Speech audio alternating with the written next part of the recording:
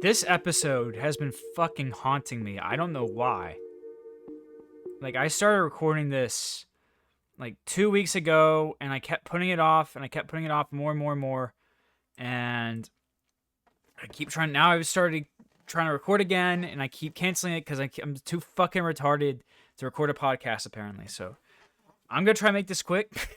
Like I say always, because so I was trying to finish up covering everything I did for my animation binge, or at least the things worthy of talking about.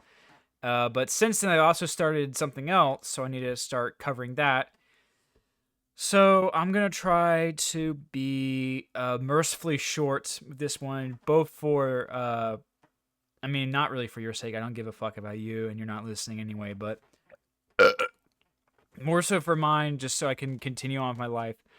Um, Oh, I should probably okay, let me warm up. Let me give some updates on my project. I'm currently in a good spot with it. I am still trying to figure out locations. I'm a bit more optimistic about some places I want to shoot at.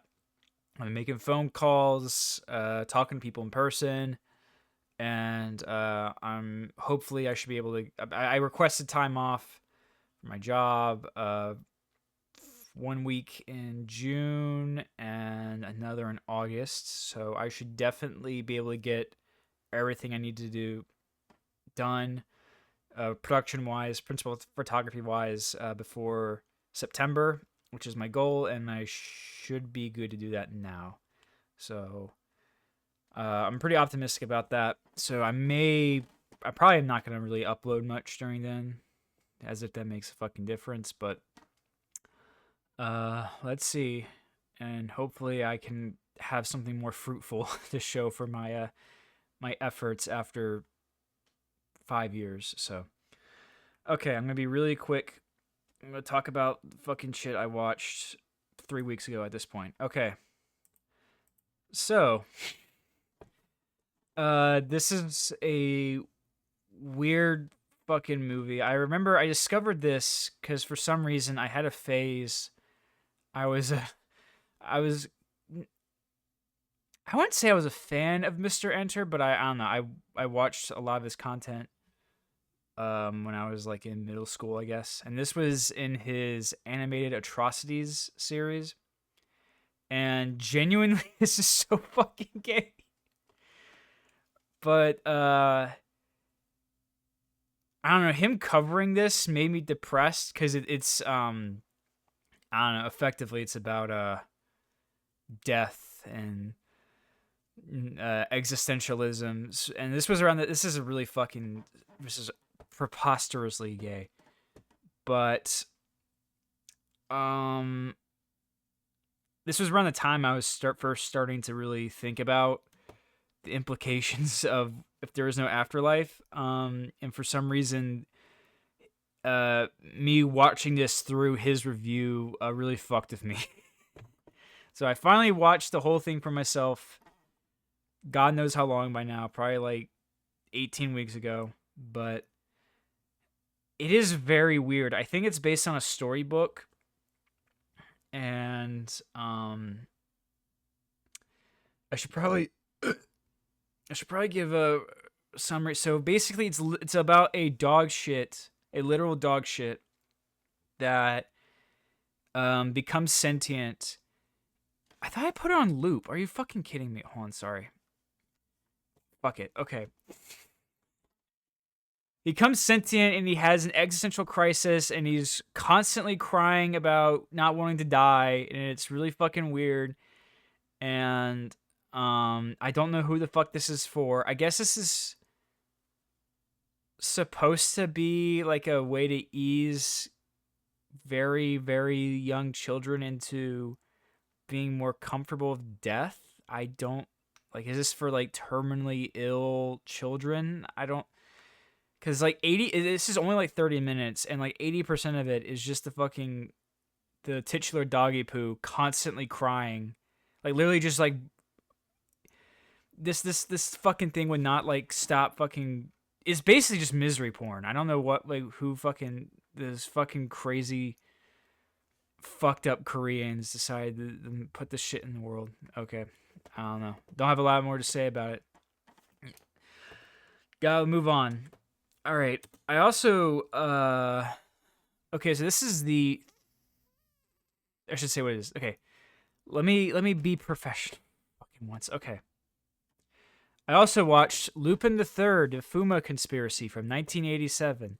This is the third Lupin the Third film I've seen. First, I think this is probably most people's introduction to the franchise was Castle Cagliostro, which is fantastic. I watched that a long time ago, probably like 7 or 8 years ago, probably 8 years ago by now. And I watched Mystery of Mamo when I was in college. I don't know if I watched them in order. I thought this was the third one, but apparently there was one or two in between this and Mamo. There is so many fucking Lupin movies. I was only aware of like a handful of them. But I guess there's not. I don't really know like the history of it. I know like there's some continuity with voice actors between movies. And I'm assuming that they're done by different studios who have the rights, or I guess like the rights kept bouncing around because there's literally like 30 fucking, even before the 2000s, there was a fucking shit ton of movies and OVAs. But I really like this one. It's probably my least favorite I've seen so far, which isn't saying a whole lot, but what I really liked about it is that it's mostly about I don't know how you say it, Gomon, him, which he's sort of I mean he's a very stoic, quiet character, which is kind of why he's not the protagonist, but I think he did a pretty good job of making him the leading man in this, and if you're familiar with the franchise, it's pretty much what you expect. And I mean I really like all three of these, and I have the did it not save my looping? Okay, it did. I think. Oh my god. Okay. Fuck. I'm supposed to have this looping. Okay. I do have this on Blu-ray. I haven't seen it yet. I remember when it came out, but I didn't get a chance to catch it in theaters because I can never fucking catch anything in theaters. But I remember like seeing the trailers for this and thinking it looked really, really fucking good for a 3D anime, if it will. In terms of like translating the character designs, it does a really fucking great job, and it honestly looks really, really good. I have no idea. I haven't really heard any like critical response to it since then, but I don't know. I own it. I gotta watch it sometime. Maybe it sucks. I don't know. I mean, visually it looks really, really good, so I'll give it a shot one day. I also watched the original. Let me just do this. Okay. I think that's what happened. Is that Brave didn't save my settings? Okay. I also watched the Alita Battle Angel OVA, which was pretty short and sweet. I am not familiar with this franchise besides the movie that came out a few years ago. I haven't seen it, but I'm aware of it. And I'm pretty surprised, just like from watching this and from what I know about the live action movie, it's pretty close, which is weird. Honestly, kind of weird. I'm assuming this was meant to be like a pilot for a series or something that never got picked up, or maybe it did. I don't know. But it actually did kind of make me interested in checking out the live action movie, which is, I guess that's saying something. I don't know. I do really like it made me appreciate the world of it more. I'm not really again, I'm not really aware of the franchise or anything, but okay. I'm just gonna move on. I'm gonna be okay. This is what I actually have one thing that I actually want. Fuck it. I have one thing I actually want to talk about this episode. Let me see. Let me check on time. Okay, only 10 minutes. You know what? If I get to 30, I'll be happy. So I can fucking move on. All right. Okay. Here's the only thing actually worth talking about, I think. So, Well, let me loop it. Okay. So there is I guess he's a multidisciplinary artist named John Rathman. That's his channel right there. I'm probably decently well versed in his filmography, but um I that's just the guy from BoJack Horseman. But anyway,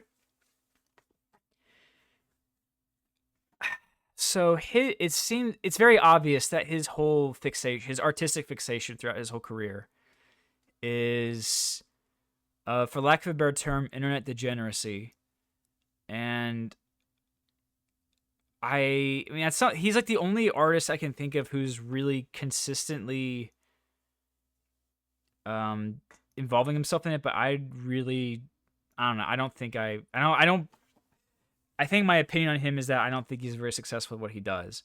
So this, I mean, it's described on Letterboxd as a single channel video. So this was meant to be seen in the gallery, and you can kind of tell because, okay, let me say this. So it reminds me, or at least a point of comparison in my head when I was watching this was of Matthew Barney, and who also made films or videos for galleries. With Matthew Barney, he was working in live action, so he at least, I mean, he had to because he's working with a crew and effects artists. So he had to at least have, a premeditated idea of what was going on in his work, and there had to be some editorializing after filming. And to really summarize my thoughts on this project, it really just feels like you could see in the title, it's from June 2016 to 2019. It really just feels like he just spontaneously, okay, hold on, before I finish this point. So, when I was watching the scene for the first time, I saw that Tengu mask, and I just thought, this guy's gonna suck on it like a dick. And take a wild guess what fucking happens. Watch this. So, you see what I mean? Like, it just feels like, okay, so it feels like John Rathman just had a bunch of, like, stupid, retarded ideas of what he thought would be transgressive, or what he thought internet degeneracy, or what, like, the weird fetishes on the internet were like, and he just, like, rendered them in real time as he had these ideas, and he compiled them into this feature-length project. And it's not even really, again, like what we just saw, it's predictable, it's obvious. And then I mean, he was born in what, 1981? Can I even show this? I mean, it's on YouTube. There's some really fucking sus stuff in here, by the way. There's like, I don't know. I didn't feel comfortable. I thought it was a trailer. Yeah, 3-channel HD video color. It's an installation. So my point, going back to Matthew Barney, is that it was meant to not be seen all at once. Like the implication was that people will be walking through a gallery and they will catch glimpses of this larger work. In something like Cremaster 3, the sequences seemed very drawn out and went on way too fucking long. Here it's like every sequence is like 45 seconds, and you can see like in real time, it's like, again, it's just like a short snippet of an idea he had that he rendered, that he just like used consumer grade animation program software and just slapped it together, and then it just accumulated over 3 years. And it really feels like that. It doesn't feel like it's cohesive at all. It just seems like this is what someone who really was probably too old for the internet. I mean, the internet that he's trying to depict. He seemed like he probably, I don't know his background, but again, I guess he would have been, yeah, he would have been in his 30s, like at the height of like DeviantArt. So again, it just seems like this is like his idea of what the weird fetish art is. There's a and it's just like ugly, and it doesn't feel like it's saying anything, or if it's it just, I don't know, it just feels like, again, it's just like retarded spontaneous ideas that he had. There is a as a point of comparison, because I do have like a similar interest in this kind of internet culture as he does. There is a Instagram page, a curator called Doll Archive that I'm a big fan of, and they showed oh, did it do a no window? Hold on, shit, sorry. But the point with that page is that it curates, here's a Fur Affinity link. It curates like DeviantArt, weird DeviantArt creations, but that have some kind of aesthetic or weird. They have like a weird sort of beauty or earnesty to them. And this was one of the guys. Can I not? There's one piece that he did that I genuinely really like. What was it? It's an old one he did. I think he switched to digital. Oh my god, where is it? It has kind of an Edward Hopper-esque look to it. I guess it is kind of like a, it's called Nightclub. What was it called? It was like the plane on the mountain. What was it? Fucking, hold on. Where is it? Oh my god. Why can't I just see? Hold on. Why the fuck do I need to? Hold on. Let me go by oldest. No. I'm not signing in, you fucking asshole.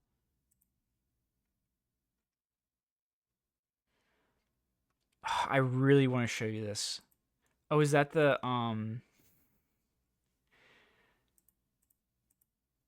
maybe, okay, fuck it. Maybe it's on his fur. Maybe Fur Affinity is less gay and retarded. Hold on. Master Shark Plane.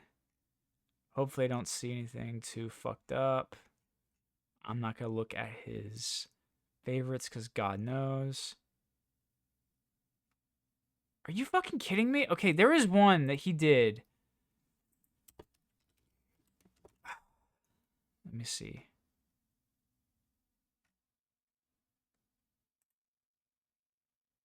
Please don't let me sign in. Hold on. Oh my fucking god. I fucking hate the goddamn internet.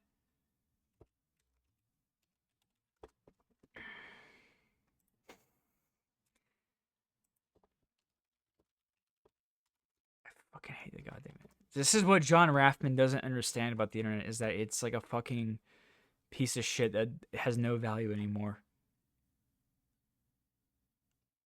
They have to sign in for every goddamn... It's not the right one? Hold on. Oh my god, I'm about to actually lose my fucking mind. Okay, hold on.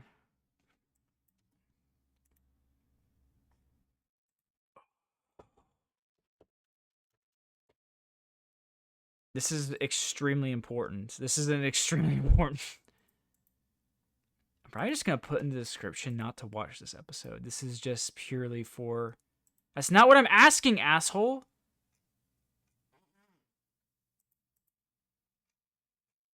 Oh my god. And none of these fucking work anyway. That's not what I'm... Oh my god.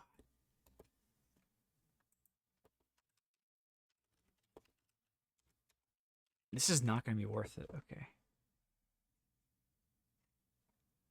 Okay, this is the right page. Holy shit. God almighty. You could... Let me just pull up John Raffman's fucking... I know he got Me Too'd. He's Canadian.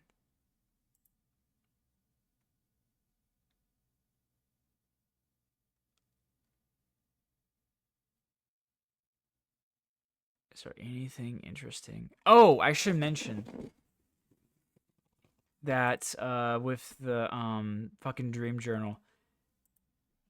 Oh my god. That so he somehow got Daniel Lopatin to do the music, and that fucking carries the whole project. It's like that's the only thing that you. It's like I don't think he released it separately. Can I find the one post that I'm trying to fucking show? I feel like this is. I'm really scared I'm gonna see something I shouldn't. Wait, maybe it's.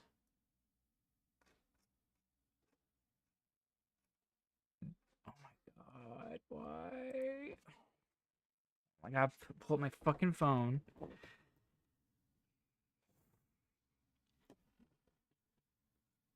Why is it Shark playing that fucking post?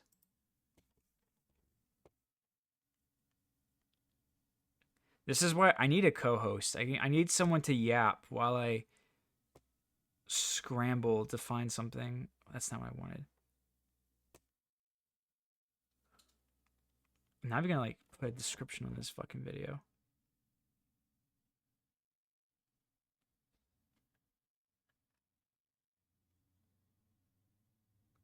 Bro. Did it get deleted?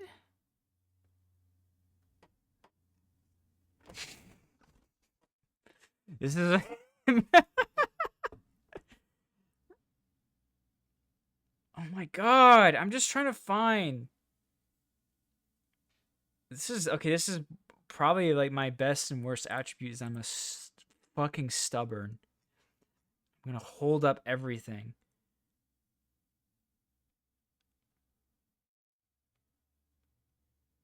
I'm like really fucking worried about scrolling and seeing something really fucked up. So I'm doing it on my phone to make sure I don't see like some kind of god knows fucking what. Dude, where is it? I'm actually losing my mind. This is like this should have taken me 5 seconds. I probably should have loaded it up, but I'm retarded.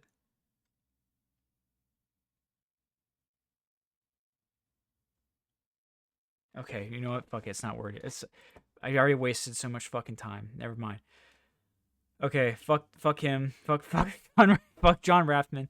All right, let me move on. All right. I also watched, and of course it fucking stalls. I watched Feliday, which is I think it was West German. Oh, it's 1994, so it's just German. Okay. I didn't really know anything about this. For some reason, I thought it was Hungarian. I think I was just getting it confused with Cat City, which was another animated film put out by Death Crocodile. But and I really didn't know what to expect from it, but it was interdastic. So it's effectively a I guess procedural detective story, but it's with cats, and it is really fucking gnarly. Like I watched this on Canopy, and when I started it gave me a disclaimer. It was a very generic like this has content that might be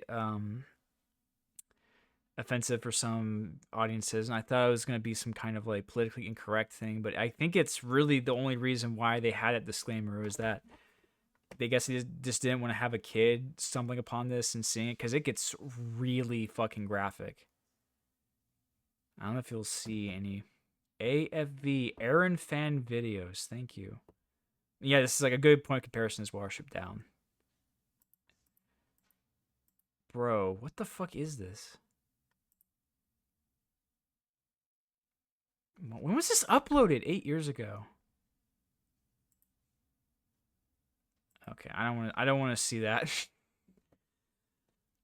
But it was pretty good. It's just it's not as depressing as like Plague Dogs or Watership Down, but I don't really know why this existed besides I guess it was an adaptation of a book, but it's I cannot imagine this did very well because of how fucking gory it is, but watch it. Fuck it, I don't care.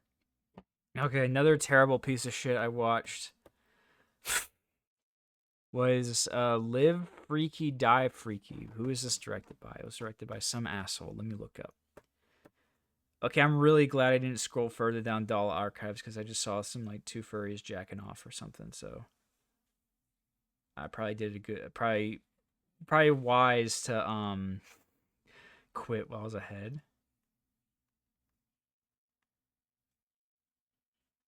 Oh my god, John Roker. Okay, he's the fucking guy who made this. He did. I guess he. I don't know if he did music videos or concert films for. I know he did Green Day and he did a documentary about gay porn. But I know he's.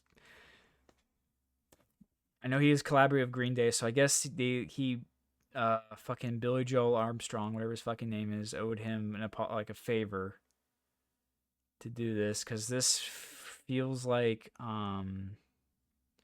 it doesn't feel like a real production despite the fact that there's like real talent as in the voice cast.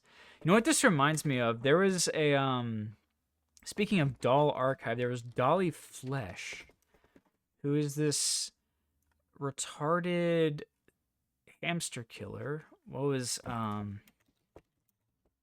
mean, he looks like Elliot. I don't want to say he looked like Elliot Rodger.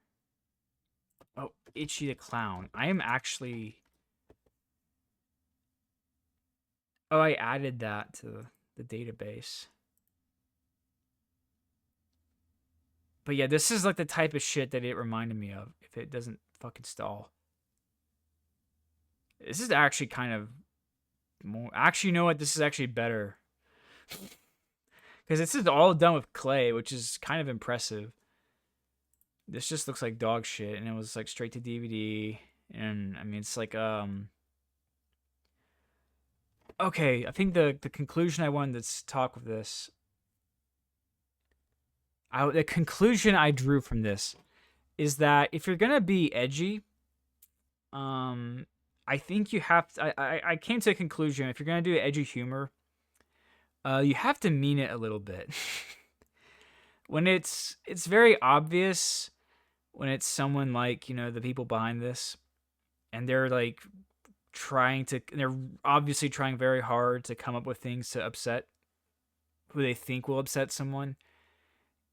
I don't know. It doesn't land because I got it gives me a lot of similar vibes to Drawn Together, except Drawn Together genuinely has like really kind of gross aura to it that I don't like. I'm not really sure why, but with it's like it's I don't know. I can tell that it's just like they're trying too hard. Okay, I need to get out of here. This is like actually a disaster, but I cannot record this one more time, so I'm just gonna fucking I'm not even gonna promote this episode. Okay. Alright, so I've been meaning to watch this one for years because they that was my birthday. In January. I thought it was released. They announced a restoration in like 2023. I thought that's when it premiered. This is saying 2025.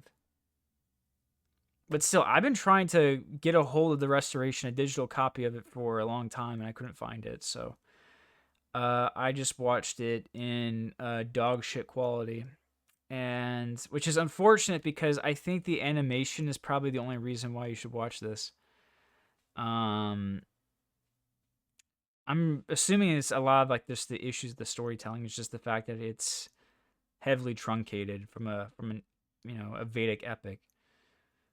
But and I mean the English voice acting is questionable, but I don't know. I'm glad I guess I got it over with.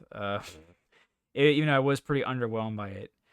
I mean, because it does suck because the restoration does look fucking gorgeous. I wish I could have watched it. Instead, I watched an underwhelming movie in an inferior format. So that's great. But I did really enjoy the character designs, even though I could barely fucking see them. Here, let me show you. This is what I watched. So you saw that, and this is the quality. And I'm really fucking mad because I went on Pirate Bay and I saw that they had a file that was 720p. And I was like, oh, I'll watch that version. At least it's not the 4K restoration, but it should be better than this. And nope, the fucking asshole lied. So this is what I watched instead. So you can barely fucking see what's happening. I used to have a very high tolerance for low fidelity copies, but I guess I've just been spoiled too much in the last few years. Okay, I'm gonna let me check on time. Okay, I made it to 30 minutes. Thank Christ. I will go over quickly what I started doing. Okay, this is such a bad episode. Holy shit. Okay, so when I was doing on Letterboxd, when I reached 1900 films logged, what I did was from 1900 to 2023, I watched a film from a corresponding year to the number that was logged. So, like, for example, for 1973, I would watch something from 1973, from something from 1945, 1945, and I just did that until I got to 2023, which was the current year back then.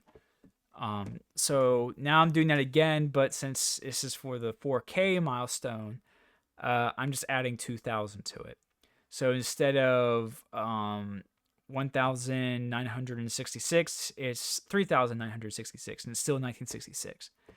So I started doing that on May 1st, and since I'm in the very early decade, there isn't really any features, so I kind of breezed through the 1900s pretty quickly. So I'll go over really quickly what I watched. So for 1900, I watched Serpentine Dance, which is directed by no one, apparently. Then I watched The Big Swallow from 1901, which is like basically a early shit post. I should also say that I had a rule that I was only going to do one per director, but why is it so zoomed up? I'm not even going to bother. Fuck it. I was going to do one per director, but I made an exception for Méliès because he's the only one from this early on who has a substantial amount of, like, most of the films that are readily available that are worth seeing, in my opinion, were made by him, so I made an exception. So I saw Gulliver's Travels Among the Lilliputians and the Giants from 1902. I watched The Life of American Fireman from 1903, which is oh my fucking god. The interesting thing about it was there wasn't really cross-cutting yet, so it was basically like a dramatization of like the procedure for, American firemen at the time. So you see like an interior shot of them breaking in and rescuing people, then they repeat the sequence from the outside. So that's kind of an interesting thing, is seeing like where they were in terms of developing the cinematic language in 1903. 1904, I watched The Wandering Jew by Georges Méliès. If you're not familiar, it's about a myth about a Jew who cursed Jesus while he was being crucified, and he is cursed to wander the earth forever. I actually kind of have an idea, sort of like an interpretation of that, but I won't get into it. 1906 or 1905, I watched Coney Island at Night, which I don't know, was this done by Thomas Edison? I don't know. I think it was done by a studio, but it's like an experiment, a camera experiment. But it looked kind of neat, I guess. 1906, I watched The Birth, the Life, and the Death of Christ, which is directed by Alice Goy Blanche, I think is how you say it, who was one of the first female directors. This is also, I guess this was a feature for the time. This was 30 minutes, but I don't know. It's really not worth seeing, in my opinion. I've seen a lot of like interpretations of like the, this subject matter from that time period. I watched The Haunted Hotel from 1907, which, who directed? I should probably, I'll have it on my phone too, so I can say who the fucking directors are. I'm gonna, you know what? I'll go over this again next episode because I don't want fucking anyone to watch this one, to be honest. But J. Stuart Blackton. I really like this one. It reminded me of, what did it remind me of? There was like one called like A Haunted House that came out like the year before. This is just like a popular fucking genre, but there's a lot of really fun visual gags in this. 1908, I watched The Puppets Nightmare by 𝐿mao 𝐿mao, which is a very early animation done on a blackboard. 1909, I watched the Jealous Doll, or The Frustrated Elopement from 1909, directed by, what's his fucking name? Percy Stow. I think this was A Trip to Mars, 1910. I think that might actually been Thomas Edison. Nope, Ashley Miller. Okay, fuck me. 1911, I watched A Romance of Cliff Dwellers from 1911. I think this was actually shot with, okay, no, it was people in brownface. Okay, never mind. I think this is the last Méliès film I watched. This was like one of his later ones, The Conquest of the Pole. I think this is also one of his longest ones. 1912, I watched The Student of Prague, from 1913. I kept getting this confused because this got remade in 1926. And if I had to guess, that one's probably better than this one. I was pretty underwhelmed by it.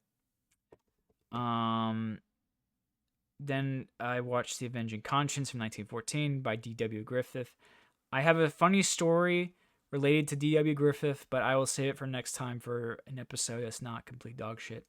And today I watched Hypocrites by Lois Weber. So that's where I'm at now with my chronological marathon. So, okay. I got something out of this. I deeply apologize. I had to get this done because I was about to lose my fucking mind for putting this off for so long. So, all right. I'll probably see you sometime soon. Fuck off. Bye.